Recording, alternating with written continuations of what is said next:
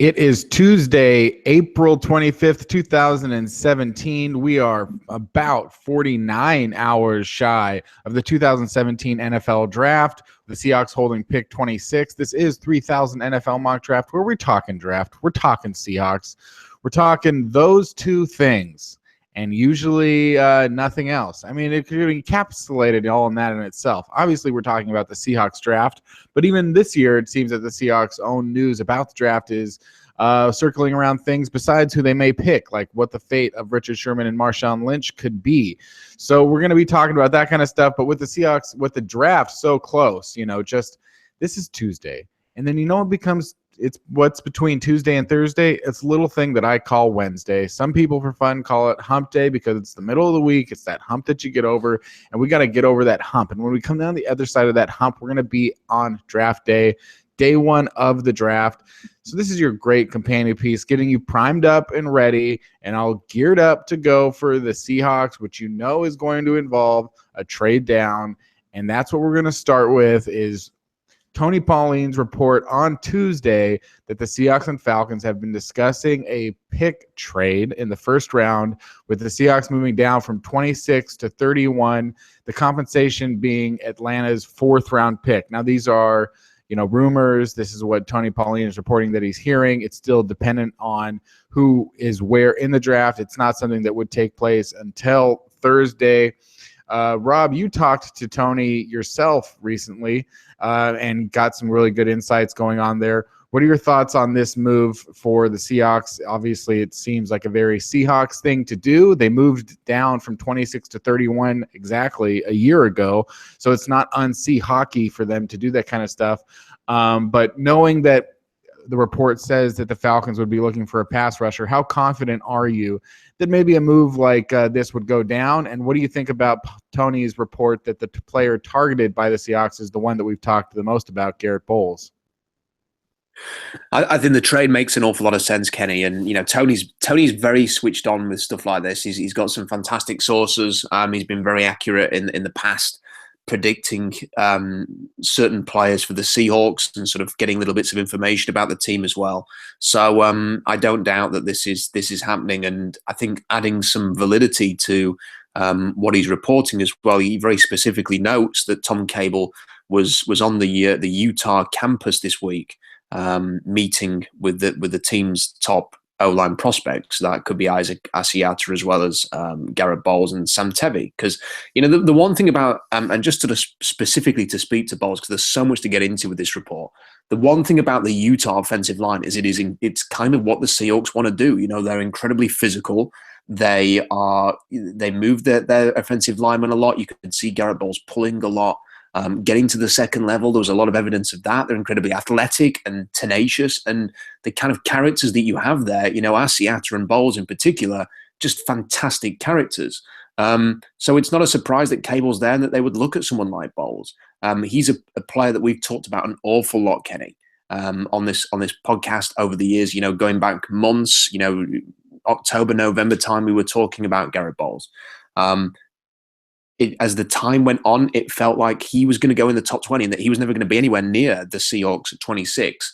I spoke to Tony Pauline yesterday, and he said that there's a feeling that Bowles could even drop into the early second round, that there's a chance that he's falling a little bit, that teams are not convinced that he's going to be able to pick up complex blocking schemes, that there's a bit of a thing about his age as well. He's going to be 25 in May, and some teams kind of maybe don't like that as much. Tony said he didn't have an issue with it. I don't have an issue with it. I don't think you do, Kenny, but some teams might see that being a difference maker compared to another prospect they grade similarly. So, you move down to 31, you get a guy like Garrett Bowles, you plug him in at left or right tackle, and all of a sudden that Seahawks offensive line that has been an issue for so long starts to look pretty darn good, moving forward. You've got Bowles, you've got a Fedi, sort of 2 first-round picks there to build around potentially if they do make this move.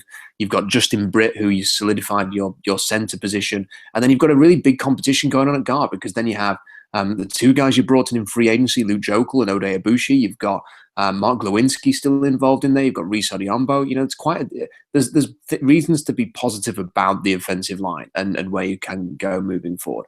Quickly going back to the trade.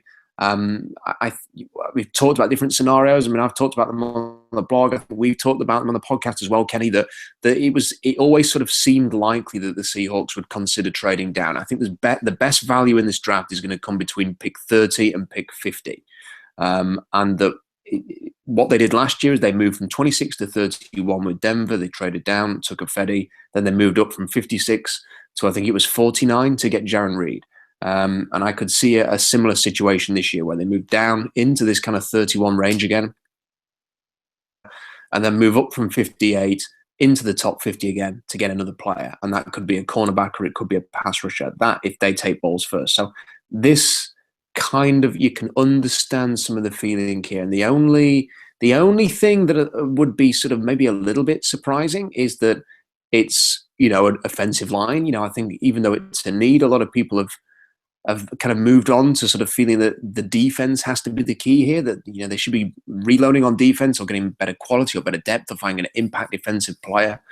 They could still do that in round 2 very easily. Look at some of the guys they've met with: Tim Williams, Malik McDowell, Keller Witherspoon, Jordan Lewis. These are players that are going to be available in round 2 that you could move up and get if you wanted to, or may even be there at 58. So, if you could get someone like Tim Williams in round 2 and you felt confident about his background, or if you could get a Malik McDowell, or you could get, if you want to believe in Witherspoon, then, the options are there to go O-line in the first round. So I like the sound of this report. And if it comes off on Thursday, I think, you'll certainly have one happy Seahawks blogger out there you'll be speaking to, Kenny. Just speaking on Garrett Bowles' age, Garrett Bowles is 24. I believe he'll turn 25 in June, and it is definitely older than an average prospect. But just, he's 24 right now. So just to speak to some of the players drafted within the last 3, 4, 5 years that were first round picks that were 23 or 24 years old. These aren't all of them, but this is a good number of them: Bruce Irvin, Ezekiel Ansah, Leonard Floyd, Brandon Scherf, Vic Beasley, Khalil Mack, Taylor Lewan, Zach Martin, Kyle Long, Andrew Luck, and Ryan Tannehill. So I don't think that being 24 years old matters at all. Even the fact that it'll be 25 next year, doesn't matter at all. As we've been pointing out on this podcast in the past, it's like, hey, if you're getting if you're getting a good 5 years, if you're getting the solid 5 years out of your first round pick, if that's what you get, I mean, that's what you're drafting. You're not drafting anybody for their bring on a second contract. It's the same way. It's like if you go into free agency and you sign a guy to a 5-year deal, you're expecting, hey, we're getting this guy for these 5 years. If it goes longer, that's great, but we're getting the guy for these 5 years. Well, if you draft a guy in the first round, you're signing a player to a 4-year contract with a 5th-year option. So that's basically what you're doing. So if Garrett Bowles was a free agent, and nobody would scoff at the idea that he'd be 25 next year, and he would definitely get, at least a 4-year contract, with a 5th-year option or whatever. It's not that big of an issue for me. And, as far as the size thing, Rob, do you think that the fact that Garrett Bowles is, 297 pounds, is that going to be an issue for him if he's going to play left tackle? And the idea that if he does need to bulk up and get bigger, that the athleticism that he had at the combine, being the best athlete at the combine for offensive line, would go away? Or do you think that it's something that, he can maintain as he gets bigger, or that he doesn't need to get bigger? I think ideally he would add 10 pounds, probably. I think that's kind of a fair thing. If you could get up to sort of, plus 300, I think that'd be fine. That shouldn't be too hard for him to do. When he gets into a pro system and he's got a nutrition program, and he's got, a weight program as well, and he can dedicate himself to being a professional as opposed to being in college and doing that. And when he's getting paid to go to the gym every day, then it's going to be a lot easier for him to do. I mean, to sort of put some perspective into this. I'm trying to work out we measure things over here in England in sort of stones and pounds, and you guys use sort of pounds. So I put on, I think it's been in the last 18 months, I've been doing some quite heavy weight training, and I put on probably about 20 to 25 pounds in the last 18 months. And I'm not a professional NFL offensive lineman. And I think that if Garrett Bowles needs to put on an extra 10 or 15, his frame looks like he can carry it as well. I think that there's every chance of that happening. The thing with him is, and this is one of the things that Tony mentioned yesterday, was there's a bit of a feeling that he will have to start the year, and it might take him 5 or 6 weeks to sort of get to a point where you feel really good about him, that he may struggle to pick up a complex blocking scheme pretty early, and maybe he will need a bit of time. So that is maybe one of the little bit of a concern. But then you could probably make that case if you're going to draft a cornerback in the first round. Are they going to come out onto the field and suddenly be Richard Sherman? No. If you take a pass rusher in the first round, are they even going to be on the field having an impact? Look at Frank Clark's rookie year. It took him about 8 weeks to kind of have any impact. And even then, it was fairly modest for his first year compared to his second year. So, you're going to have some growing pains with whoever you take at the end of the first round. So I think that he should be able to put on weight. I'm not bothered about the age, because I think if they got 6 good years out of Garrett Bowles, great. That'd be much more than they've got out of any of the first round picks they've had since 2010. That's the way to look at this. They didn't give a second contract to James Carpenter. Didn't give one to Bruce Irvin. Didn't give one to Percy Harvin, who they cut. Didn't give one. Haven't given one yet to Paul Richardson, and the odds would look more against than for at this point, unless he has a great year. And then in 2015, it's Jimmy Graham. So we'll see if they give him a second contract. That moment's coming up soon. So they haven't given those second contracts. If Bowles lasts 5-6 years, up until age 30, which is a modest sort of suggestion there, then they've already had their best first round pick since the first year of the Pete Carroll era. Well, yeah, I think the Seahawks are in an advantageous position to, get someone that, even if it was like, who's going to give us the best next 3 years, next 3 to 4 years, because even then you want to maximize the value of the talent that you can have on the roster right now that's, affordable. And yeah, just the fact that their first round picks have yielded almost nothing throughout the John Schneider and Pete Carroll era. You're talking about several good years with Russell Okung, albeit injured a lot of the times. You're talking about, Earl Thomas clearly standing out above the rest. But past that, some good years from some okay years from James Carpenter at guard, and, nothing from Percy Harvin except for a Super Bowl kickoff return. And, Jimmy Graham coming in, last year and really playing well, I think. But for the most part, the Seahawks, almost consider their first round pick, not that they intentionally consider it, but have wound up with their first round pick being more like just bonus. Like if you get something out of your first round pick, it's a bonus because they do so much work with their quantity over quality. That being said, Rob, on Sunday, you wrote a piece about the Seahawks potentially trading up or what a trade up scenario could look like. Today, I wrote a piece, yours for Seahawks Draft Blog, mine for Field Goals. I wrote a piece about a potential trade up, but just in the fact that when you look at the draft, with there being every team in the top 10 wanting to trade down, I shot a little bit higher and said, what could it be like if the Seahawks pulled an Atlanta Falcons type move, speaking of the Falcons, and tried to move up 20 spots? And I think people would be surprised that at this juncture, in this year, in this class, a move up 20-some spots would not be as costly as some people might expect. If you can't use the examples like trading up for Robert Griffin or trading up for Jared Goff or Carson Wentz to the same degree, because those teams that gave up a lot of first round or second round picks, I mean, it's a different scenario when you're talking about a quarterback in the top 1 or 2. If you're talking about, we know specifically that you're trading for the best player in this class. It's a different scenario as opposed to the one this year where once you get past the top 3 or 4 picks, anybody, it's hard to say that there's a huge talent gap, between those picks 5, 6, 7 and the picks that are maybe 21, 22, 23. So it's enough for a team to say, well, we will be willing to trade down, with a decent reward or with a good reward, also knowing that, they would be satisfied with certain players. So I'm not saying that the Seahawks could move up for nothing, but they've got those 3 third-round picks. They might feel flexible with something in terms of next year. But if you look at what the Falcons gave up, the Falcons, basically gave up a future first and, a couple of good picks the same year as that. If you go back to 2008, the Jacksonville Jaguars moved up from 26 to 8 to select Derek Harvey, and obviously that didn't work out. But all the Jags gave up was, I think a second-round pick and a couple fourth-round picks. So the Seahawks could technically, if they saw someone on the board, and they haven't drafted someone since 2012 in the top 15. If they saw someone on the board in that, 6 to 15 range that was like, well, we haven't had a guy that was this much of a good prospect. Maybe, we haven't been really close to the Super Bowl in the last couple of years. What if we change things up? We don't love this class. We didn't get a yield on our return in the third round picks that we had last year, with the exception of some stuff from CJ Prosise.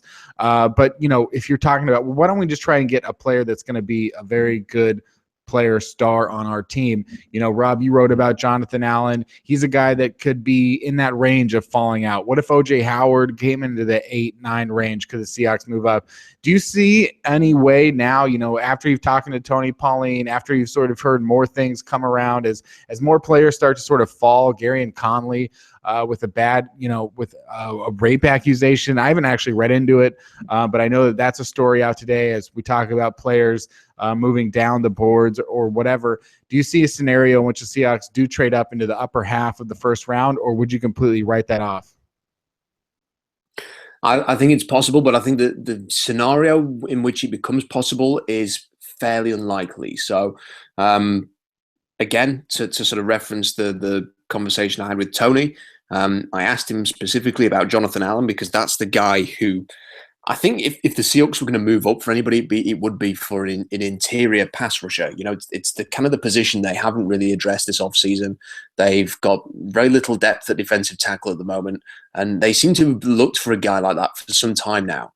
And Jonathan Allen would need to fall a bit. Now, it's not completely preposterous because he has the shoulder issue at the moment.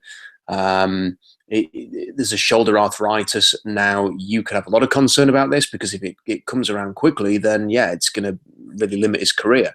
But Tony was saying yesterday that he doesn't think he's going to fall out of the top 10 because this is the kind of injury that comes on later in life. So when you're 50 years old, you might suffer an issue here, but when you're 27, you might not. So that sort of was his position there. Even so, and I think a lot of mock drafts have got Jonathan Allen firmly in the top 10, possibly even in the top 5. There are still some mock drafts that have Allen falling, and mock drafts that are worth bringing attention to. So, for example, Daniel Jeremiah from the NFL Network, former NFL scout, had Jonathan Allen falling to number 17 to Washington in his final mock draft today. That is the kind of drop where suddenly a scenario becomes possible, where you think, well, it wouldn't take that much for the Seahawks to move up from 26 to 17. If it's going to cost a fourth round pick to move from 31 to 26, essentially move up 5 spots, to move up 8 spots, it's not really that preposterous to think that maybe just a third round pick might actually get it done. If that's the kind of value, if teams are so intent on trading down that it's diluting the market and making it really a buyer's market if you want to move up, then a third round pick to get to 16 or 17 doesn't seem too unlikely. And if Allen falls into that range, I could imagine the Seahawks taking that kind of a chance. And if they did, for the cost of an extra third round pick, well, they've still got 2/3, they'd still have a second. Maybe it is possible. But at the same time, it really depends on Allen falling. And I get the sense that he probably isn't going to fall that far, that he probably is going to still go in if not the top 10, then sort of the mid-teens. And as a consequence of that, it's going to make this pretty unlikely. So I think right now it's more likely the Seahawks move down than move up. But I think it's more possible this year than it has been in previous years. I want to try and play a clip here from 49ers GM John Lynch. And hopefully it plays, because, look, this entire podcast, it's called 3000 NFL Mock Drafts. It's all about mock drafts. So this is tweeted out by the NFL Network. And it's a reporter asking, do you think that any mock drafts have value, that some of them have value, or that none of them have value? And John Lynch, I think, gives somewhat of a surprising answer.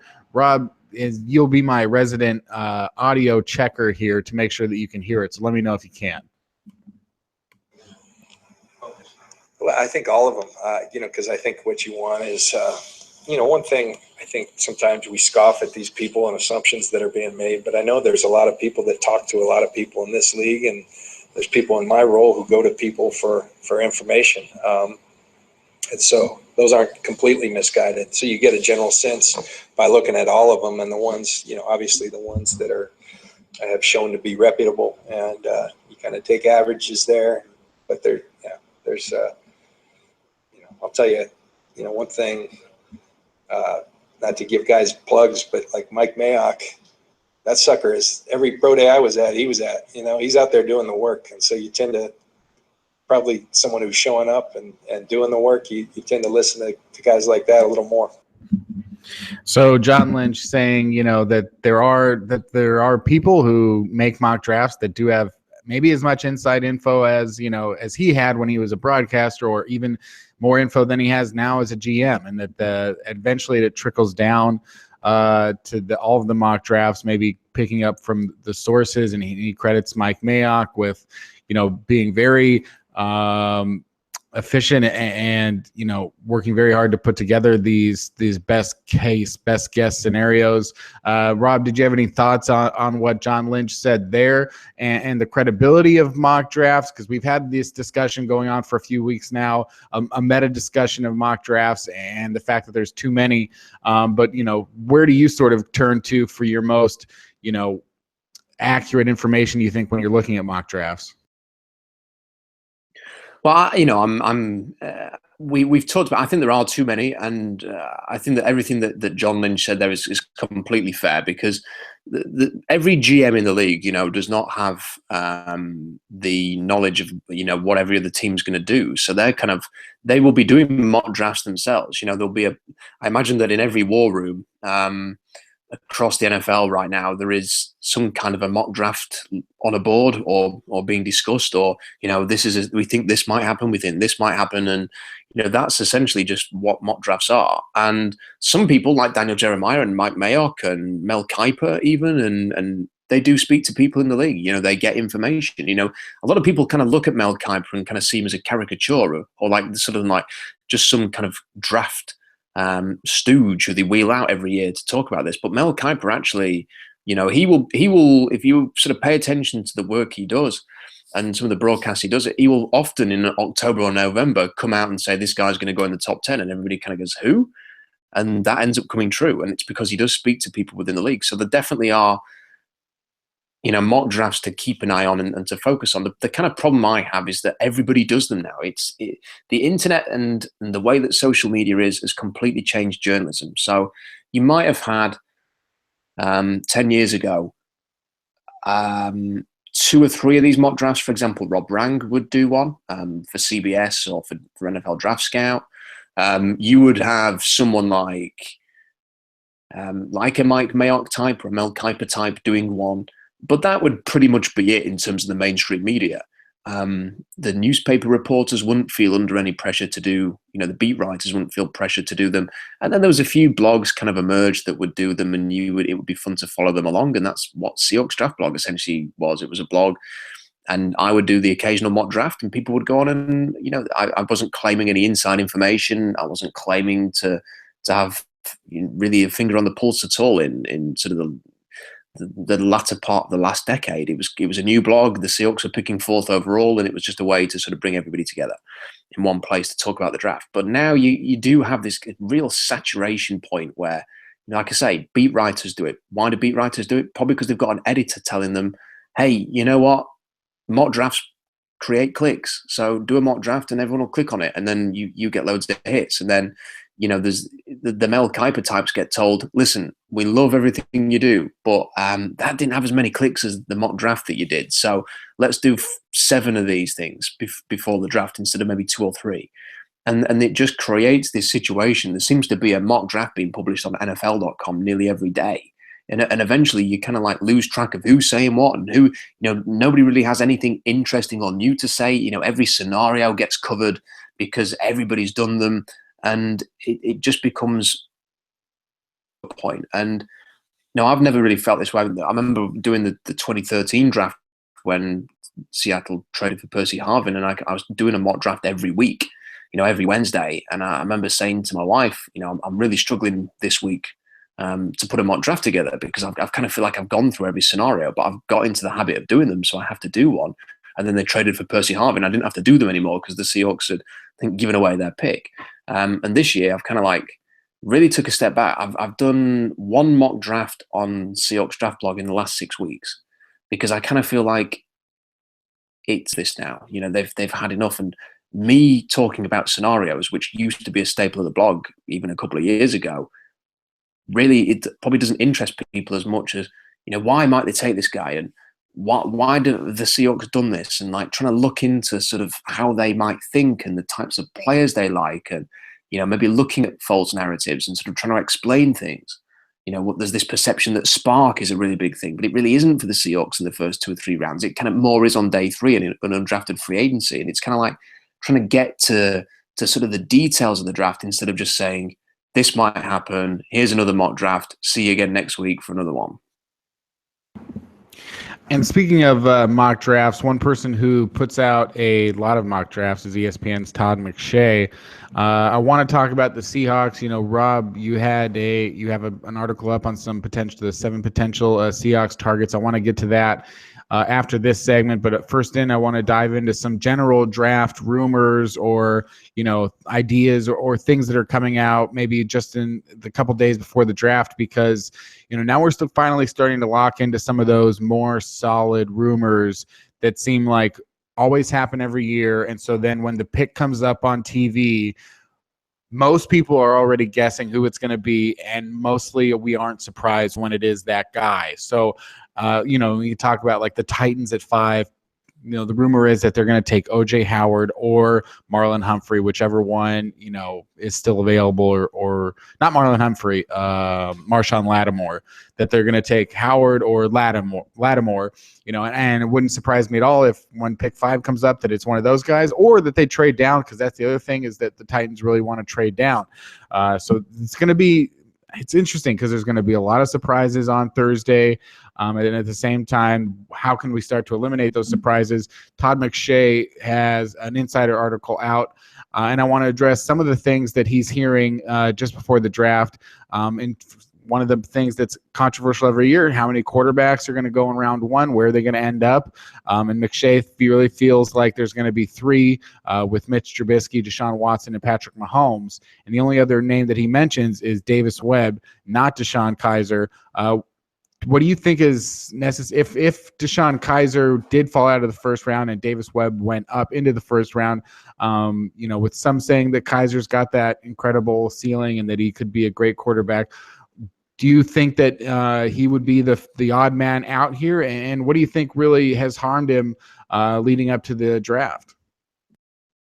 I just don't think he's that good, Kenny. I mean, we talked about it on the podcast and at the start of the year when he suddenly emerged. I mean, people may remember the first game of the season for Notre Dame last year was Texas on the road. And Texas won the game, and it was meant to be Charlie Strong's, finally asserting himself there, and that team was coming together. And it was a great win against Notre Dame, and then I think a couple of weeks later they lost to Duke or Rice or somebody like that. And that game sticks in the memory for me because at that point you were starting to hear talk that Deshaun Kaiser could be the number 1 overall pick in this draft, and that felt incredibly premature. I remember watching that game, and we talked about it.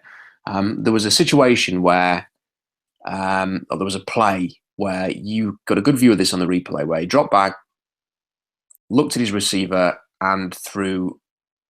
And it was one of the easiest throws you could possibly. I mean, it's hard to describe in a podcast. I'd have to show you the clip, but it was an easy throw. He threw it behind the guy, and it got picked off. I think he got picked off 2 or 3 times in the game. All of the throws were horrible. He was just he was aiming. He wasn't throwing. He was throwing. He wasn't aiming. He was erratic. He was not accurate. Yes, you could see that he had incredible athleticism. He had ideal size. He got arm strength. He got pretty much the complete physical package. But as a player, he just wasn't ready. And it got to a point where his performance never really improved. At one point, he got benched during the season. He came back into the starting lineup eventually. And everybody just assumed that this guy who was being touted as the number 1 overall picker at the start of the year was just going to come back to Notre Dame and was going to have another year at school and was going to try again in a year. So when he declared, it was kind of surprising because his stock was nowhere, where it was at the start of the age. It completely collapsed. And yet he declared. And what he's put on tape, he's barely got any starts under his belt. Jared Goff, in comparison, started an incredible amount of college games, like 30 or 40 college games, I think Jared Goff started in. And Deshaun Kaiser's was like half that, if that. And he just hasn't got sort of the resume, hasn't got, you can't trust what you see on tape. You say he's not ready, and you're just sort of investing in the personality and the man and the physical side of things. Now, that might be enough for someone, I think, maybe to trade up from round 2 into the late first round. Arizona would be a good example of that, because Arizona are probably going to draft a quarterback at some point, and it's going to be someone who's going to sit on the bench because they're not going to start ahead of Carson Palmer. He's got the kind of physical skill set. There are some, people often make a comparison to Big Ben, but, there are some similarities there in terms of physicality. Bruce Arians is from that kind of Pittsburgh offensive style. So you could see someone like Deshaun Kaiser landing in Arizona, sitting on the bench for a year, and maybe they can coach him up to a point where he becomes quite a productive starter. They already drafted Logan Thomas, who was a very similar prospect. So they could draft Deshaun Kaiser. That is entirely possible, very plausible that he goes in the late first as a consequence of that.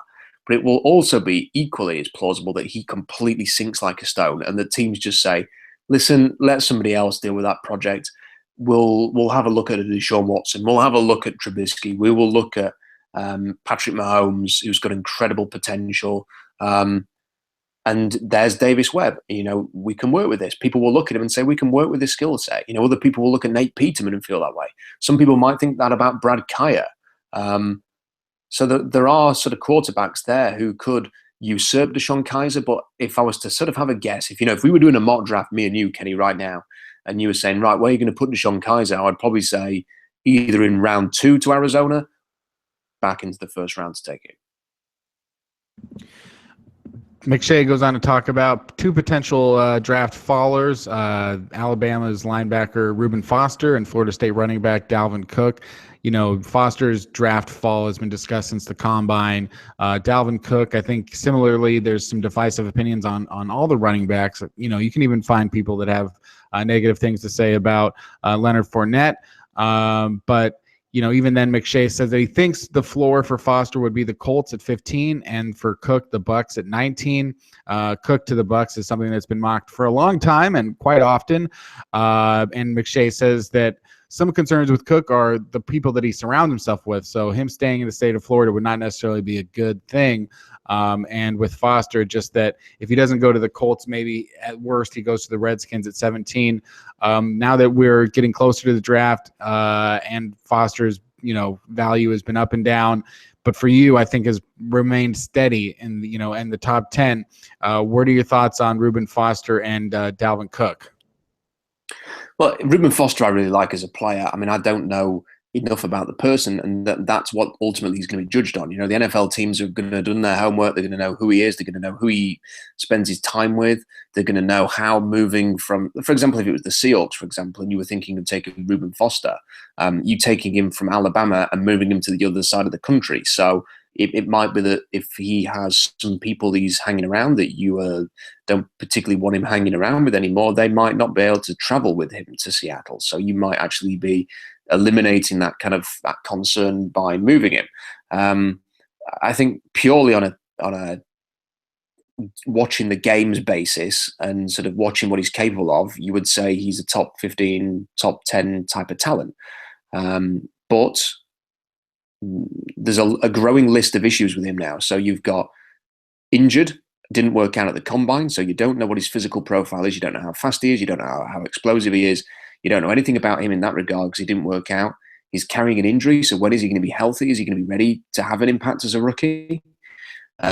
You've got this diluted test, which has come out as a positive now. You have to do research into that. He has had some drug issues in the past, so now you're adding this failed test to the list of things that could be a further problem. And you've got the incident at the combine where he got kicked out of Indianapolis because he had the issue in the hospital. So at what point is enough for teams? I've read things this week, Kenny, that have said there was a team willing to take him in the mid-teens. It could even have been Arizona at 13. There was a team willing to take him, but decided, what next? It's just one thing after another with this guy. And when you've got someone like Jared Davis sat there, who is, the complete, you would never have to worry about Jared Davis. He's Mr. Football. He's going to come in and he's going to be Patrick Willis for you. Then I really do not think that that's going to help Reuben Foster at all. And then with Hassan Reddick as well, teams are going to look at him and say, yep, no issues with the Jared Davis. Zach Cunningham is another guy who's going to come in and is going to play his tail off, and he's not going to be an issue for you. And then Reuben Foster suddenly starts getting moved down the board. So won't be surprised if he goes in the top 20. Won't be surprised if he lasts into round 2. Who's the other player we were talking about? Dalvin Cook to the Bucks. Yeah. Dalvin Cook is, I mean, listen, everybody's welcome to their opinion. My personal opinion is, having read some of the things that he's got in his history, that I would rather not draft him. That's my opinion. If he goes somewhere else and is a success, if I was a GM or a coach or whatever, I'd say good luck to the guy. If someone else turns you into the best running back in the league, then all power to them. Didn't have a great combine. Has got these issues. I think he's probably going to last into round 2. I sort of see the link with Tampa Bay because they're looking for explosive weapons on offense. They kind of feel that they've got an offensive-minded head coach. They've got a quarterback. They probably feel like Jameis Winston can probably win this team into the playoffs, but he's going to need help. So they've got a sort of an O-line. They've got Mike Evans. They've got Deshaun Jackson.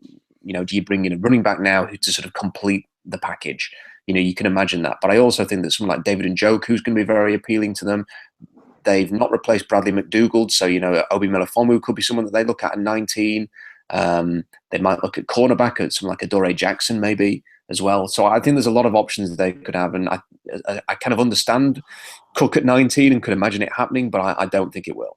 Yeah, it's interesting to me. I feel like it's because of how much hype there was around this running back class going a year ago, and the fact that the door to the first round was first opened by Ezekiel Elliott a year ago, but then kept open by Leonard Fournette and Christian McCaffrey this year. That the door is open, so like teams or at least like mock drafters are looking left and right and sort of feeling like, oh, can we put more running backs in the first round again? Is it safe to put running backs in the first round again?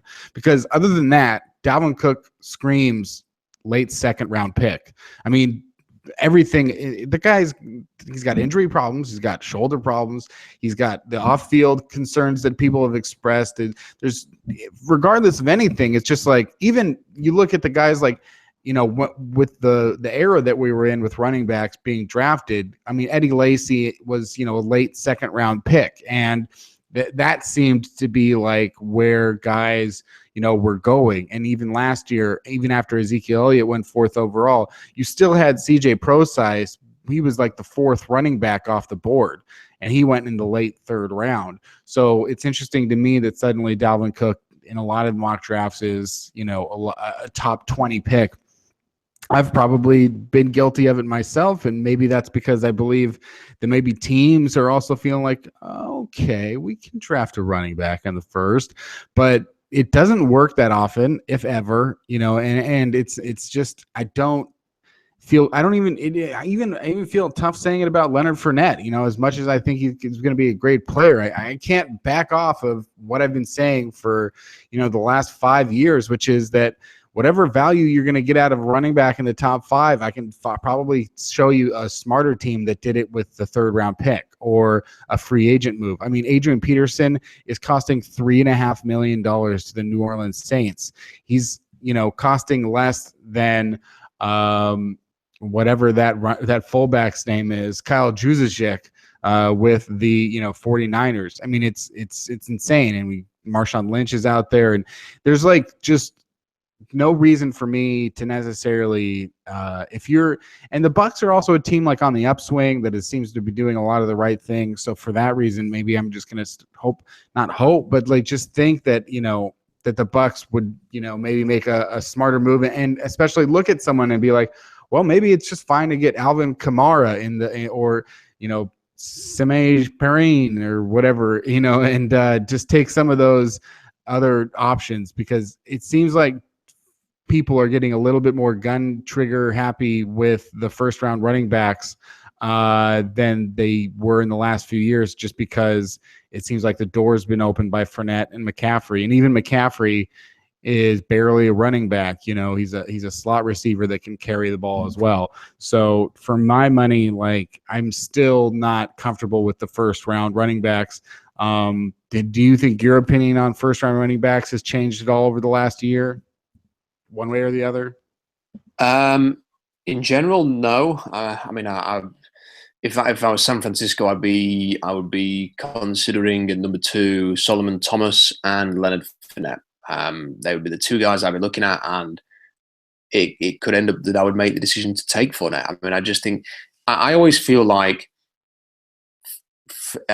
who can give you the best chance to have a great player, and that's kind of what the first round should be about for me. And we've seen what a great player can do in Seattle at the running back position, and with Marshawn Lynch. And if you can get a great player, then it can really help a team. And I think Dallas showed that last year. The problem is that I think when a running back fails, there's a tendency to sort of overreact to it. So like, Trent Richardson, really bad, that. But we forget about all of the cornerbacks that busted, or the offensive linemen, or the pass rushers. That this happens with great frequency, and more of those guys go in the first round. So you end up getting more busts. Any position can bust, and I think a good running back can certainly can help. A great running back can really help a team. I think we've seen that. But it's the thing is to make sure you get a great one. Yeah. And if you're just going to take an average one, then there's no point. And with Dalvin Cook, he was the definition of average when he worked out of the combine. So I would not be particularly intrigued by that. I'd be a lot more intrigued about Leonard Fournette and the way that I know that he didn't have a great vertical, but ran fast enough. He's huge, he's a beast. And with McCaffrey, I don't even think that McCaffrey's really a running back. I mean, he's kind of like X Factor, isn't he? That's what he is. I mean, he could be a slot receiver one play, kick returner the next, running back. You could split him out wide. He's just like this thoroughly modern day weapon that is just, he can be so dangerous in so many different aspects. And for a team like Carolina at number 8, that seems to be where he's trending towards right now. At Carolina, play almost exclusively in the shotgun with Cam Newton. So that can kind of help them, because they can split him out wide and he can sort of move around, and that could be an interesting pick. An NFC West note being that Todd McShay says the 2 teams that continue to come up in conversations about Texas Tech's quarterback Patrick Mahomes are the Arizona Cardinals and the Kansas City Chiefs. Those are very split out teams. I mean, the Cardinals are picking 13th, the Chiefs are picking 27th, which just goes to show you that nobody can get a read on these quarterbacks, including Tom McShay saying that he has a hard time narrowing down where Deshaun Watson will go. And, that there's people are all over the board on these quarterbacks. But if the Cardinals were to pull the trigger on Mahomes at 13, does that feel high to you, Rob? Does he fit Bruce Arians? Or would they necessarily be in a position to try and trade up, and make a big move back into the first round for Mahomes? As far as the Cardinals go with their needs and their idea of getting the next quarterback in there, what are your thoughts on Mahomes? It's the funny thing about this year, Kenny, and we've kind of touched on it a little bit, is that last year you kind of knew that who the top 2 picks were going to be quarterbacks, and then it was where's Paxton Lynch going to go. That was pretty much the draft class for quarterbacks. And then this year, we have no idea where any of them are going to go. So it wouldn't be a total shocker if it won't be anymore if Cleveland goes Trubisky at number 1. It seems to be at least in the discussion. Wouldn't be a shock if San Francisco or Chicago did it, or Jacksonville even took a quarterback. And yet you would equally not be surprised if none of them went in the top 10, and the first one to go off the board was probably someone like Trubisky at number 12. So it's really interesting. And I think Mahomes could go very high, top 10 high. He could go late first round. I could see him being someone who Kansas City looks at, or like you say, Arizona moves back into the first round for him, or probably 1 or 2 other teams that maybe, or even the New York Giants might look at him in that range. So it is very difficult to predict. I've kind of like put together a framework for a final mock draft, which is going to go out tomorrow, which I'll send to the Huddle Report as well. And I'm the toughest bit about it is sort of it's much easier to do a mock draft if you just don't include the quarterbacks, actually, because a lot of these players do slot into quite nicely the way that most rankings have them, kind of slot in nicely with team needs. It's just the frigging quarterbacks, you just, where the hell do you fit them in there? Like, if you want to put one at number 4, then it completely messes up your mock draft. So you kind of just don't want to do it. And then you kind of think, well, I don't really think none of them are going to go off the board in the top 12, but it just makes life easier to predict the rest of the draft. And then, you get to the late first round and you start thinking, I've not put Deshaun Watson anywhere or Patrick Mahomes anywhere. And you kind of think, well, I need to fit them in somewhere. Then you kind of put them somewhere you don't necessarily feel that comfortable with. So it is really difficult to predict this year. And focusing just for a bit, too, on the 49ers pick, because you mentioned whether or not the 49ers could target a quarterback, and the 3 players that Todd McShay lists, if they aren't able to trade down, noting that they do want to trade down, are Solomon Thomas, Jamal Adams, and Marshawn Lattimore, knowing that the 49ers, hey, if you're a San Francisco fan and you're listening to this podcast right now, maybe tune down your dial, maybe tune out, maybe skip this part, because here comes the trash talk, all right? The San Francisco 49ers aren't going to be very good next year. Yeah, I said it. Bring all your hate tweets to me right now and all your hate mail, because I said it. San Francisco, not that good. Out of that being, knowing that they're not going to be that good next year and maybe would be struggling in 2018, even still, which of those 3 players would give you the most pause of the Seahawks, like having to face that guy twice a year? Solomon Thomas, Jamal Adams, or Marshawn Lattimore? Who gives the 49ers the best advantage, especially when going up against the Seahawks? I think Solomon Thomas. I've seen too much of Aaron Donald dominating the Seahawks to sort of not go with Thomas on this one. And that's not to say that I think Thomas is going to be Aaron Donald. I think he's a slightly different player. I think Aaron Donald is pure, interior pass rush explosion, just incredible. And I think Solomon Thomas incredibly explosive and very athletic. But I think he's probably better off type pass rusher rather than being a pure, 3 technique, however Aaron Donald's described these days. I think that Thomas, you sort of see in that North Carolina game, was doing a really good job sort of plowing through the middle, but also rushing the edge and sort of mixing things up and being a Michael Bennett type.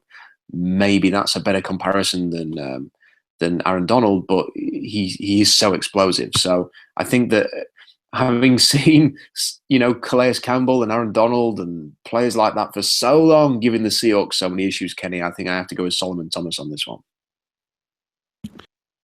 All right. I just want 2 more notes, and then I want to get to Rob's 7 potential players the Seahawks could target at pick 26 if they stay there, and potentially if they move down to 31, as reported in the earlier trade. If you didn't hear it, turn back to the beginning of the episode where we said that the Seahawks and Falcons, as reported by Tony Pauline, could have the framework of a deal in place for the Seahawks to move down to 31 again.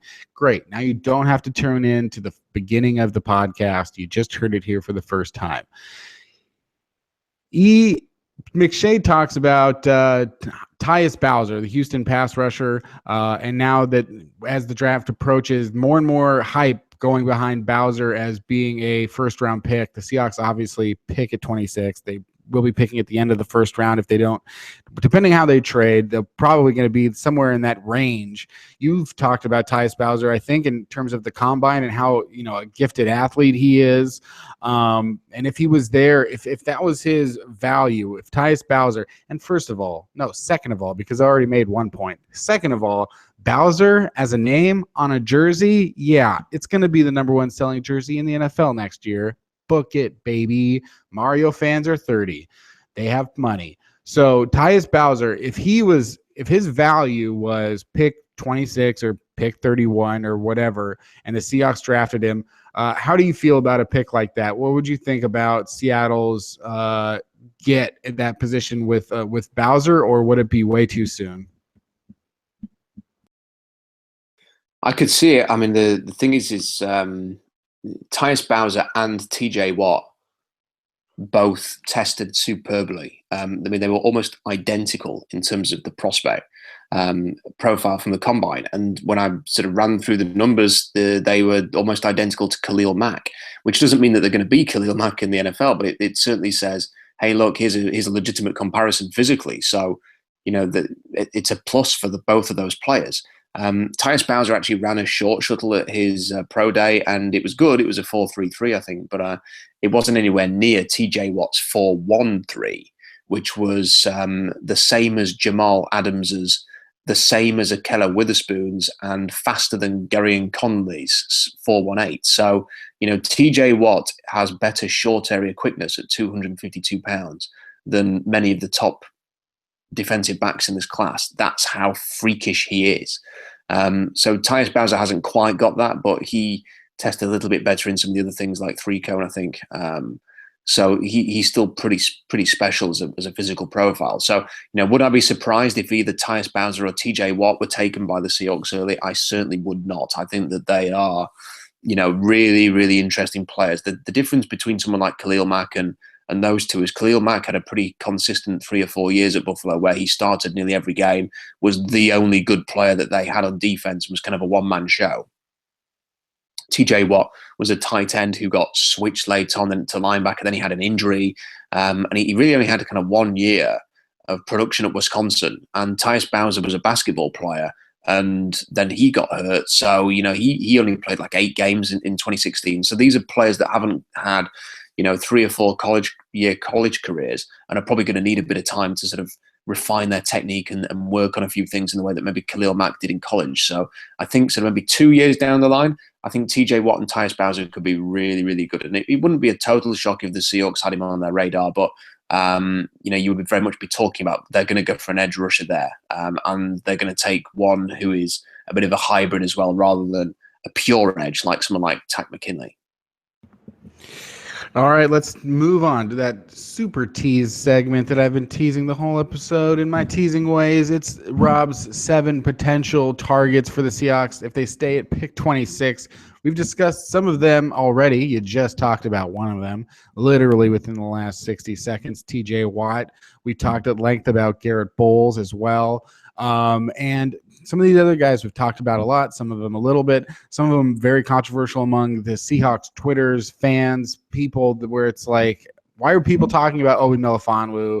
Or, he's not that great. He's just an athlete. Or Kevin King, is interesting because even Todd McShay in that piece that I mentioned earlier, sort of talking about some of these widely debated ranges, he still has King as a late first to middle second round pick.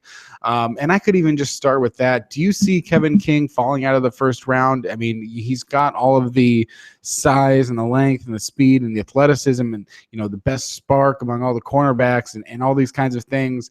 But in general, just Kevin King for you as a player, absent of what Seattle looks for in a cornerback, is he a surefire first round pick?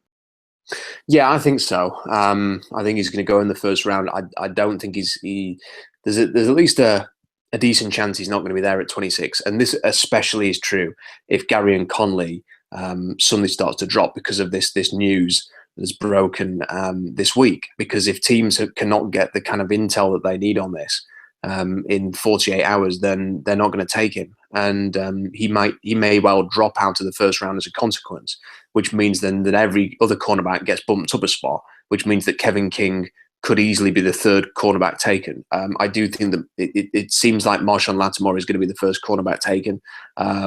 It looks as if Marlon. I know that not many people want to. This is the funny thing, is that everybody kind of rags on Marlon Humphrey a lot.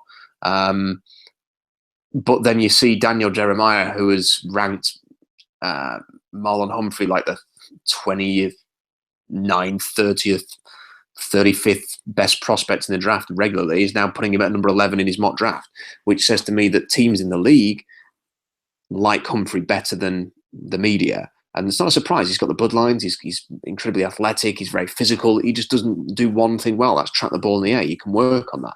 So I think that, Humphrey and Lattimore probably the first two, and then I think Kevin King. And because Conley's not going to be there, you start to look at teams like Philadelphia at 14. There's a possibility for Kevin King, Indianapolis at 15, Tennessee at 18 could be an option. Tampa Bay even at 19. He could even drift into the 20s as well. I know that Miami Dolphins have spent a lot of time looking at the cornerbacks, amongst other positions.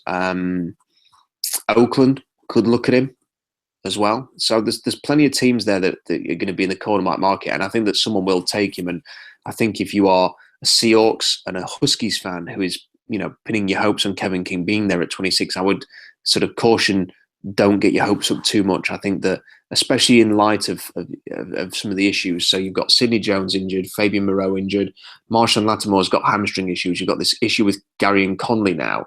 And then you look at Kevin King. Well, not only is he an absolute freak of nature, not only is he just got an absolutely stunning physical profile that's just unnaturally brilliant. Not only has he got all of those things, he's got the incredible unique length, he's got height, he's got size, he can be physical. He is also an exquisite character. You listen to his interviews and he says, well, when I was in the film room and I noticed this, and this about the coverage, so I did this, and this, and it worked. And you're thinking, this guy gets it. You can imagine him being in the defensive back room till late, working out what he's going to do to try and get an edge over the opponent. So, there are no issues with this guy. There are no flags. There are no things that to give you pause for thought. You just draft him, and then you say, we've got this fantastic physical guy. Let's turn him into a great cornerback. And just to sort of streamline a little bit this process so that we can fit it all under the 4-hour podcast window that we have for 3,000 NFL mock draft. You've got 3 cornerbacks, 4 defensive backs, one of that, and that other guy could potentially be a cornerback. Kevin King, Chidobe Awuzie, Obi Melifonwu, and Adoree Jackson. Is there any one of those guys out of those 4 that most excites you because he could help the Seahawks win the Super Bowl next season? And is there a different guy that you would say most excites you because he could be a great Seahawk for a long time? How would you sort of look at those 4 and say, this guy, we need this guy right now? And how would you look at him and say, this guy, he's going to take a little bit of time maybe to find his place or to get up to NFL speed, but in general, in the long term, he's going to be a better player than the other 3?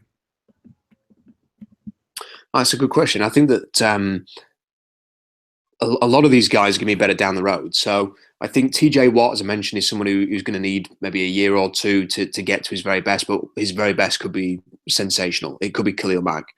Good. It could, we know what his brother can do. So, he could be brilliant in 2 years' time, but it's going to take a bit of time to get there. Tack McKinley is another one. When you watch him and I've watched a lot of his games this week, just his explosive speed off the edge and his closing speed and the way that he will use his athleticism to get to the quarterback is incredible. He's a really, really good prospect. The problem that he's got is technically he's a little bit raw. And he needs, because he's got this shoulder injury as well, he's probably going to start the year on the PUP list. So he might not have him for 5 games at the start of the year. That is going to set him back because he's not going to be there in camp. You're probably not going to get the best out of him as a rookie, but maybe next year or 2 years down the line, he could be DeMarcus Ware for you. So he's another one. Obi Melifonwu, I think, could have a relative. You might expect that he's someone who might need a bit of time. I think he's going to step out on the field and he's going to have kind of an impact straight away. And I think if you play him as a big nickel and just let him sort of, run for the ball, tackle, drop into cover 2 when he needs to, and stuff like that, I think he could really have an impact as a rookie in the NFL. Chidobe Awuzie, I think, will have an impact in the NFL quite quickly. I think he's kind of assured enough to do that. I think Kevin King should be fine. Adoree Jackson could be the best kick returner in the NFL as a rookie. So, even if he takes a bit of time as a cornerback or has to learn the slot because of his size, he didn't play a lot of slot cornerback at USC. But as a kick returner, he could be the best in the league, and he could be the best in a generation. He's got so much talent as a kick returner. And then come back to Garrett Bowles, who is the other name on the list. He is a guy who may need a month to sort of get to his best, but I think once he gets there, you're going to see a really, really good offensive tackle in the NFL. And as far as the, just moving on to the second round of the draft, so the Seahawks have pick 58. Is there, when we talk about this draft having like, oh, there's not a huge drop off maybe from, 20 to 50 or 10 to 40 or whatever, that there's a very even line maybe of as relative to other years where you can, maybe feel comfortable about the guy you're picking at 45 as opposed to the one you're going to pick at 25 or definitely 35. Do you think at 58 there's a drop off, a potential drop off where you see the Seahawks looking to be in a position to move up higher in the second round as they did with Jaron Reed, and even in the third round, what they did with Tyler Lockett? Do you see the talent gap perhaps being just so that the Seahawks will need to move up higher into the round two, potentially to get the, if they get a corner, but if they get a defensive end in round one, maybe a cornerback or an offensive lineman in round two, do you see 58 being a spot that it's going to be maybe more difficult for the Seahawks to stay in, or, do you see them staying where they are, or even moving down? 58 is an interesting one because the thing that makes me think they might trade up is just looking at the list of names who could be there in round two, and you don't really sort of acknowledge the depth of the class until you get into you look at a second round mock draft and you say, okay, these are the guys still on the board from 33 down to about 50, and you sort of see, oh, you like him, and oh, he's at 45, you'd quite like to get at him. And it's when you sort of look at that you think, yeah, it'd be really beneficial to move up and make a trade to get into that range. Because the names, when you sort of get to the late second round, you're looking at them and you're thinking, yeah, you know what? If he was in round three, you wouldn't bat an eyelid about that, or you're going to reach under Sean Hall a little bit there, maybe take him as a pass rusher, or are you gonna, do you really buy into a Keller Witherspoon's inability to tackle and stuff like that? And yet, 8 picks higher up, you could be thinking, wow, Quincy Wilson's still there. We'd love a shot at him, or maybe Evan Engram's still around, or you never know. I mean, the Tack McKinley might last into range that you could go and get him because of the injury, or can you go and get a Tim Williams or a Malik McDowell? Do you trust their character side of things to sort of go after someone like that? How much do you believe that Jordan Willis's athletic profile can translate to a really good player? And are there any other the good cornerbacks that you really like that you think, oh yeah, well, we'd love to sort of come out of the draft with them.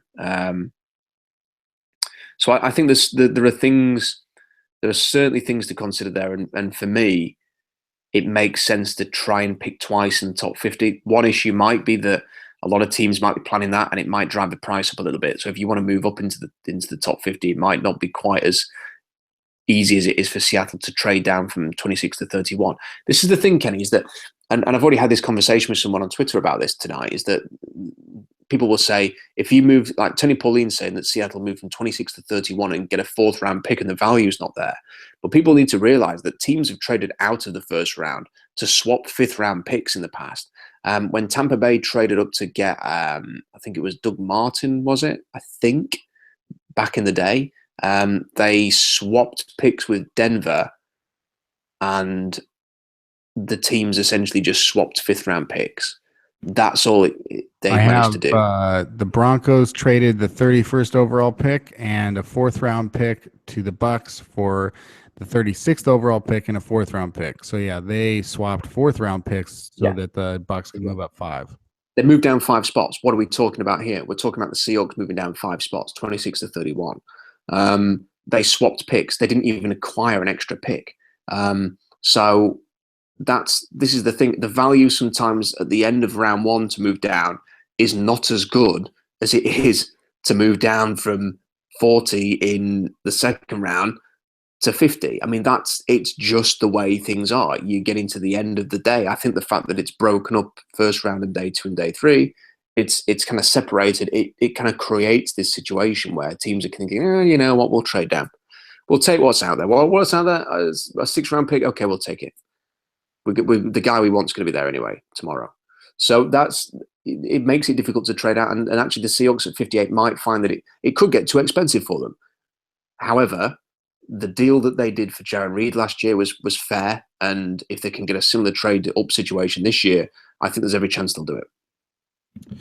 And yeah, and if you're listening in Seattle, if you're listening on the West Coast and you heard Rob say evening and you're confused, if you heard him say earlier tonight and you're confused because it's really just the early evening, just a note again, Rob is from England, okay, so it's a far off land, and that's why it's very late at night for him, and that's why we're going to be wrapping this up very shortly. Also because we've been talking for a long time, we've been talking for a whole year about this draft, and this is the last podcast before the draft starts.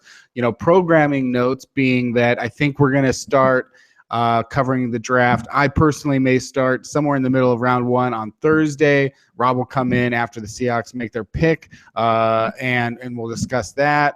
So just keep an eye at fieldgoals.com for when we've got the draft ticker going and a video. So we'll have that. A few more just Seahawks topics, Rob. We are right now just about to hit 48 hours from the Browns being on the clock officially with their 10 minutes or whatever. And Marshawn Lynch still on the Seahawks. It was 11 days ago that the news came out that the Marshawn Lynch was going to the Raiders, and it still isn't true news. And in a time like this, guys, we need real news. Don't let the others win. What can we do? Why is Marshawn Lynch still on the Seahawks, Rob? I think it's a bit like the Adrian Peterson situation. So Peterson took a lot of visits. He came to Seattle. He went to New England. I think he went to a couple of other teams, maybe the Raiders, I want to say. And I think he was obviously thinking he was going to get maybe it's like $6 to $8 million a year or something like that. A nice big deal, the kind of deal that he's been used to in the past. And he didn't get it, and he was a little bit miffed by that, and it's taken him till this point, a couple of days before the draft, where he's eventually agreed to sign a deal for a much more modest $3.5 million. And I think Marshawn Lynch has probably looked at the situation and thought, yeah, do you know what? I'm willing to come out of retirement. You want me? I want to play for you. So let's get it done. And then the Raiders have said, right, your contract's $9 million. The Seahawks are not going to release you. They want to trade. Let's come to an agreement on what we're going to pay you. And Marshawn Lynch is saying, well, I'll have $6, $7, $8 million. And they're saying, we're not paying that. We'll give you $3.5. And he's probably then had to go away and rethink this whole thing, because does he want to come back and go through all of this for $3.5 million when he's used to getting 10?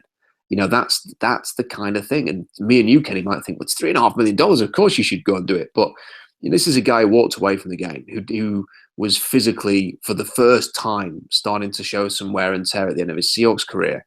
And the Raiders are saying to him, yeah, come play for us, but come play for us for a really, really, really modest deal now.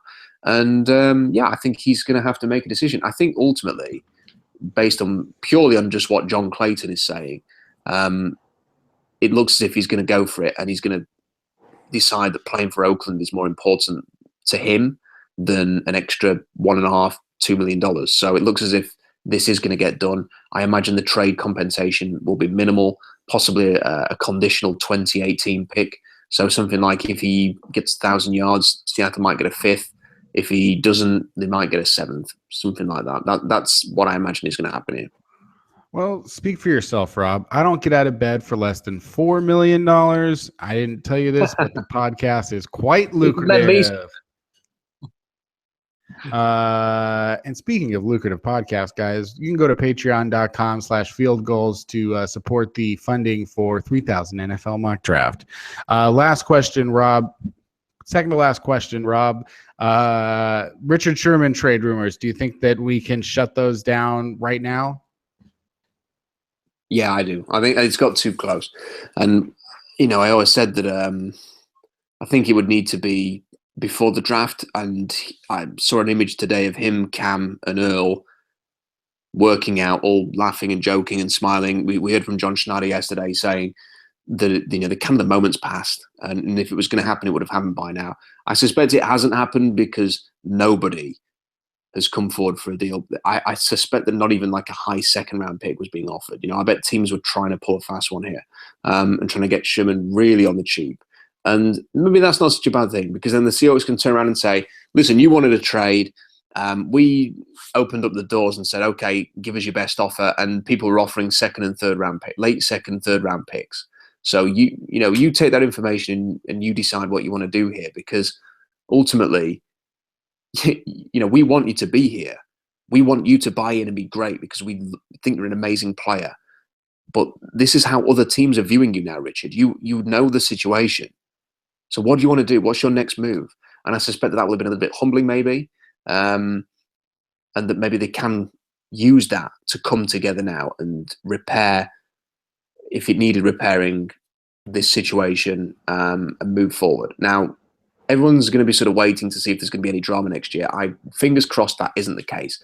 Fingers crossed this motivates Sherman to prove to all of the teams out there that they should have really gone big on him this year in the trade. Hopefully that is what happens, but I would not anticipate anything happening now. And finally, Rob, since this is our last show before the big day, Seahawks pick 26. We've talked about dozens of prospects. We've gone up towards the ones that, we've linked heavily to the Seahawks, or, ones that we would be more ecstatic if they got. And we've talked about Garrett Bowles and Obi Melifonwu and Adoree Jackson, and just so many guys. And the next time I talk to you, I believe it'll be after the Seahawks have added a new player to their roster, a rookie, maybe he's high. Look, guys, it's the NFL draft. A lot of these guys are smoking weed, and it's Seattle, so you never know. But a high energy, excitement profile player at 26. Rob, the next time I talk to you, and what's within reason, who would be the guy that's going to get you the most excited if he's a Seahawk on Thursday? Just give me the one name. This is the guy that if he's on the Seahawks, sit back, enjoy, and for Seattle fans out there, just enjoy the ride, because this guy is going to be so good for Pete Carroll. Well, someone else asked me this week. They said, just give me one name. And it's really difficult to do, because I'm not trying to avoid. I will answer the question, I promise. But it's really difficult to do, because this year, and I kind of wrote about it a little bit. A year ago, it was quite easy to say, okay, look, these are the needs. Seahawks need to take an offensive lineman. There's a guy who sticks out like a sore thumb for them in Jermaine Ifedi. Let's make that pair. And this time last year, I'm sure I said Ifedi to you, and that's who they took. Whereas this year, I could say I'd be excited about. I would be seriously excited about Adoree Jackson and say, oh, you know what, he's so dynamic and could be a great kick returner and flip the field and make special teams amazing in Seattle. I could be really excited about one of the other cornerbacks, Chidobe Awuzie. I think really smart player, could be really good. Obi Melifonwu could set a new standard for the big nickel, and wouldn't you love to be ahead of that curve? With the way the NFL is going, some of the pass rushers in there, you can be really excited about. Tat McKinley could be really good in a couple of years. TJ Watt could be really good in a couple of years. So I could make a case for that. And there's the old favorite, Garrett Bowles, one of the first players we talked about really positive on here. And that's where I'm going to go to, because it's not just because his name has been linked to Seattle today. When I started talking to you in depth about the class and who the Seahawks might take, I think I did a mock draft on field goals where I had Bowles to Seattle first, Hassan Reddick to Seattle second round, and they were kind of like the first two players that we zoned in on in this draft. And Reddick's not going to be anywhere near 26. He's going to go in the top 15. But if there's a chance that Bowles is going to be there now, considering I think we both mocked him in a mock draft in the top 10 in the last month, if they can get hold of him in the 20s now, plug him in, and we can finally stop worrying about the Seahawks offensive line, I think that would be a really positive thing, especially given the defensive players that they're going to be there in round 2 and round 3, that you can still find some nice guys. You can still take let's say they take a pass rusher, Kenny, in round 2, and then they get a cornerback, as they have been known to do, later on in this draft. Someone like Michael Davis at BYU, for example, who has got the length, the athleticism, the size, decent run support. Take a guy like that, bring in Shalom Luani from Washington State and get him playing some depth there. Get him competing at big nickel with McDougald and supporting the two safeties that you've got in terms of depth. You know, get another defensive player, you know, who can do a job for you. Maybe a linebacker, I don't know, something in that where there's other round 3 picks, or a receiver or tight end or something like that. You know, there are some really nice options in this draft. So, you know, they don't have to go defense first, even though that's kind of what we've been thinking about. So to sort of bring this around now, I think to answer your question, I'm just going to go with the guy that I got most excited with at the start of the process. That's often when you're at your clearest thinking, you're not impacted by all the national media stuff. And I really, really liked Garrett Bowles. He was the first guy I mocked the Seahawks after we kind of got into this a little bit more. And that's where I'm going to go now. So I will stick with my guy now that it seems like there's a chance that he might last to the Seahawks. Well, I would have to agree that, you know, for the Seahawks to get a premier offensive lineman, and I've looked at a lot of different draft, you know, maybe some things that are like you have to pay for them or behind a paywall. And I was surprised, honestly, to find out how many of the guys beyond, you know, Mel Kiper or whatever were saying that Garrett Bowles was the only premier offensive line tackle prospect in this draft, that there was only one elite prospect, and that it was Garrett Bowles. It lined up with his tape. It lined up with his combine. It lines up with everything you hear about him, and the age doesn't matter to me. Some people still bring up the old character stuff, but it's like he's taken a lot of steps since then to, you know, reform his life. And so for the most part, you know, I would look at Garrett Bowles and you'd say, great, the Seahawks got, you know, I don't know what he plays necessarily next season, because isn't Jermaine Athene going to be the right tackle? You know, who's going to be the right guard? Who's going to be the left guard? Who's going to be the left tackle? Whereas, you know, what's Luke Jokel going to do? You know, and does that mean Garrett Bowles is the left guard? And, you know, are you drafting a guy to be your left guard next season and go through that process again of hoping that he becomes the right tackle or left tackle? But other than that, you know, I would say that Garrett Bowles at a pick 26 or something like that does seem to be extreme value. You're not typically going to get, you know, your premier left tackle in the late 20s. A lot of these guys are going in the top 10, top 12. You know, it's very hard to get those great tackles because it is such a hot commodity, and less diamonds seem to slip through to the rough. So, you know, for those reasons, I do like Garrett Bowles. But if you're asking me that same question, I'm just a splashy kind of guy, and I love a good splash. And, you know, even still, I could still make a pretty, you know, I wrote an article for Sports on Earth this week. It came out today. You can check it out on sportsonearth.com. That was like crazy picks, you know, quote unquote crazy first round mock draft, where each pick was maybe a little bit crazy, but you could defend it. And my pick for the Seahawks at 26 that was crazy was Evan Ingram, the tight end out of Ole Miss, where you could say, look, that's a reasonable slot for him to go. You look at the Seahawks, and then they still have, even though you look at them, you say they have Jimmy Graham and Luke Wilson and Nick Vannett, so they've got 3 guys that you know are going to be on the roster this year. So why would you add another tight end at that, especially that early? But we know that they probably are targeting tight ends, maybe later, maybe not. So, you know, because you would look at it and you'd say, well, Jimmy Graham and Luke Wilson are going to be a free agent in 1 year. We know that the Seahawks and Pete Carroll values tight end position very highly because of, you know, one of his first big free agent contracts went to Zach Miller, the huge move to get Jimmy Graham. And you think they got to have a future there at tight end, perhaps, that could be a premier player.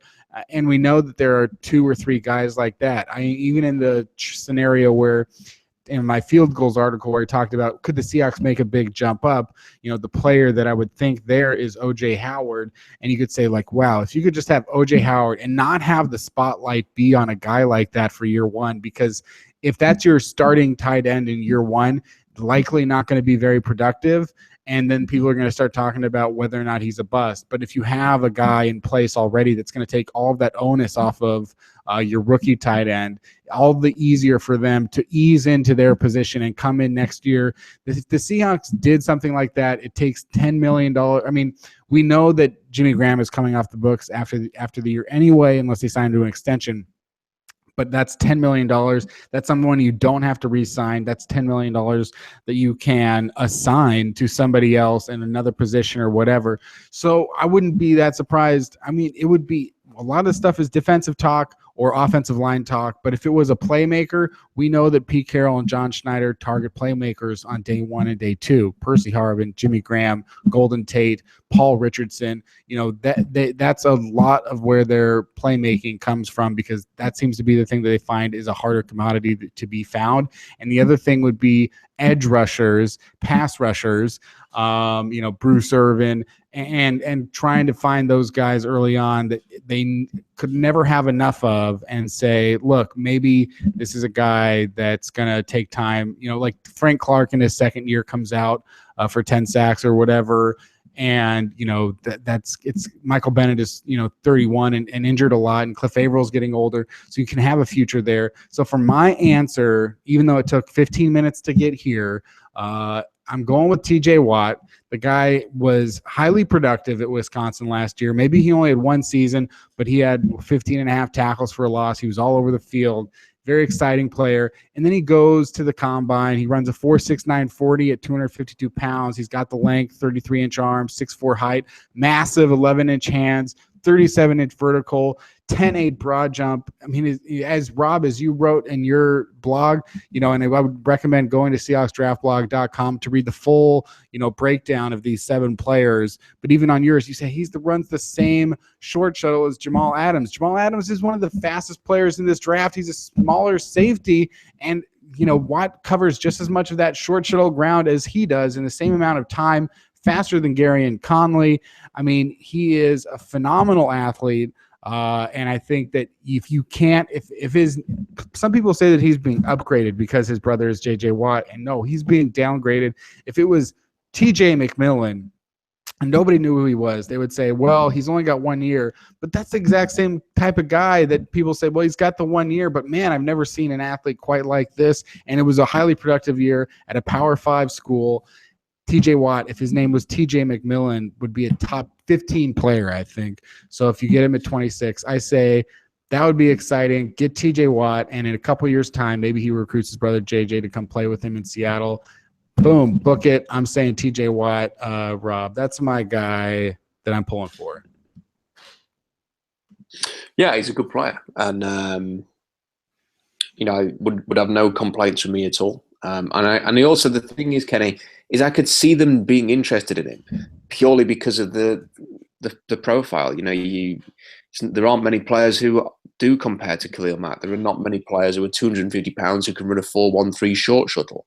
And even if he didn't work out as an edge rusher, you could potentially play him as a Will or as a Mike, or as a Sam. There's lots of different options for TJ Watt. So I can imagine him being someone the Seahawks do like and have some interest in. We'll see, because if the board falls a certain way, he could be their pick. So he certainly would be. He was on my list earlier, so yeah, he could be an option. Yeah. And any of your thoughts on when or if the Seahawks would take a tight end in this class? Well, I think they'll take one. I mean, John Schneider singled the position out as being really deep, so it stands to reason that they would take one at some stage. I mean, I really like Evan Engram. I just think that the thing with the Seahawks is, on the one hand, you could argue, yeah, they do need a tight end because of Jimmy Graham being out of contract and Luke Wilson being out of contract, and then you could also equally just as argue as if they franchise tag Jimmy Graham in a year's time, his salary might actually go down. I think he's the highest paid tight end in the league, or second to Gronkowski. So the franchise tag, I think, is less than his annual salary this year. So you might actually be saving money and getting an extra year out of him. So that's that. And Luke Wilson was out of contract a year ago as well, and has come back on a cheap deal. So and we've got Nick Vannett. Hopefully he's going to step up, and if Nick Vannett actually became a relatively impact player, or at least was pushing to be the number 2, then you could have Jimmy Graham and Nick Vannett next year with another. And number 3 tight end on the roster is not the most important position in the league. So you can see it both ways. So I still think if the right player was there, that they would consider it. I wonder what range Bucky Hodges is going to go into. I wonder where George Kittle's going to go to. There's a guy called Scott Orndorff who is not the most athletic guy in the league, but he can block and he can catch passes. And I just wonder if they don't go tight end early, maybe they look at someone like Scott Orndorff at the end of the draft as someone they can bring in who can actually contribute quite a lot for a 6th or 7th round pick if he's still available in that kind of range, or if they get a 4th or 5th somewhere, then he is somebody who could be not a spark god by any sense, not a Luke Wilson type, but might actually do a decent job for them. So Pittsburgh's Scott Orndorff, keep an eye on him. All right. That's pretty much the end of this, Rob. We've had 12 months since the last draft, talking about the 2017 class. I think we've spent almost all of our potential energy and thoughts on it. This is, of course, our segment that we have every week. So, Rob, if you have any final thoughts going into the draft, you gave your final speech about which player you think with Garrett Bowles and such. So that's a good finality for sure. But in general, if you feel that this class has exhausted you more than any other year, or is just more confusing, or anything that you would say just as we are about to sign off for the last time before the draft? Well, a couple of quick things. It's been an interesting draft to follow, because I think it's full of very interesting players. I think it's more interesting than last year in that regard. In that there's a little bit more of an unknown about it, about what the Seahawks are planning and what maybe they're thinking. And I also think the Seahawks are in a more interesting place. I think we're a year on now. We kind of considered the 2015 season to be a bit of a frustrating one because it was a missed opportunity, and yet the same thing kind of happened again in 2016. It was a very similar year. So, we want to see the Seahawks take a step forward to be back to being 2013, 2014 type of team. And they're getting older now. So, it's more interesting because there's more insecurity, I think, around the fan base and this team in general. So that makes it more interesting. I'd like to take this opportunity. I know a lot of people, I have to say, Kenny, I do a day job, and it comes with the territory of being, a journalist, that you get a lot of there's constant negativity, like Twitter and social media. You constantly get accused of supporting one team more than another, or you hate our team and stuff like this, and some of it can be quite tiring at times. And the one thing about covering the draft and doing the blog is that I get so many nice messages from people who enjoy the podcast that we do, who come on the blog and write nice comments about the blog. And I just want to thank everybody, because it makes it really fun to do. And there's a great community on the Seahawks Draft blog. I know there's a lot of people who maybe don't follow the blog but listen to the podcast, maybe, or the guys on Field Goals who listen to these podcasts, and they do make it very enjoyable to cover this. It's something that, spare time, I make no financial gain at all out of doing this, and the reason I do it is because I've enjoyed doing it so much for the people who follow the podcast and the blog. It's a pleasure. I am looking forward to reconnecting with my 3-month-old daughter and my 3-year-old son, who I've kind of not seen that much of because of work and because of the draft over the last sort of 2 or 3 weeks. But as soon as this draft's finished, and we all take a bit of a break over the summer, I'll be ready to come back and do it all again in August, and I'm already looking forward to it. All right. Well, I can echo those thoughts of nice messages and just say, Rob, it's always a fun year to get to do these with you and learn so much. I believe, I've said this a lot. I believe Rob's the guy that's got the best information out there on the draft. So that's why I do it with him, and that's why we do it every week and have been for a while now. I can't really recall how long. At least a few years, a couple years, 2.5 years, something like that. But yeah, this is the end of our coverage of the 2017 NFL draft up until the time that it actually begins. The draft will begin Thursday at 5 p.m. Pacific Standard Time in Philadelphia, PA. You can come to fieldgoals.com for the running tracker, and then at some point I'll sign in and we can talk about what's happening. And then Rob will come in and we'll talk about the Seahawks. I would expect a lot of excitement, a lot of surprises. That being just because we have no idea what's going to happen. That being said, maybe we get halfway through the draft and realize it's quite boring and sort of no trades and people are sort of taking the pick that's, oh, yeah, that made sense. Yeah, that made sense. But then again, I think you might hear some of those names in the top 10 that you're like, oh, wow, okay, Gerard Davis is a top 10 pick maybe, or maybe someone else that was, maybe no quarterbacks go in the first round. Lots of interesting things that could happen, and it's been an interesting draft to cover. So yeah, that's it. You can go to SeahawksDraftBlog.com, follow Rob on Twitter at Rob Staten, where you can send him nice messages, send me hate messages at Field Goals. Go to fieldgoals.com. You can subscribe to the podcast on iTunes at Seaside Chats with Kenneth Arthur. It's actually not confusing. And that's it. Come back to Field Goals for the draft, and obviously, great coverage over at SeahawksDraftBlog.com.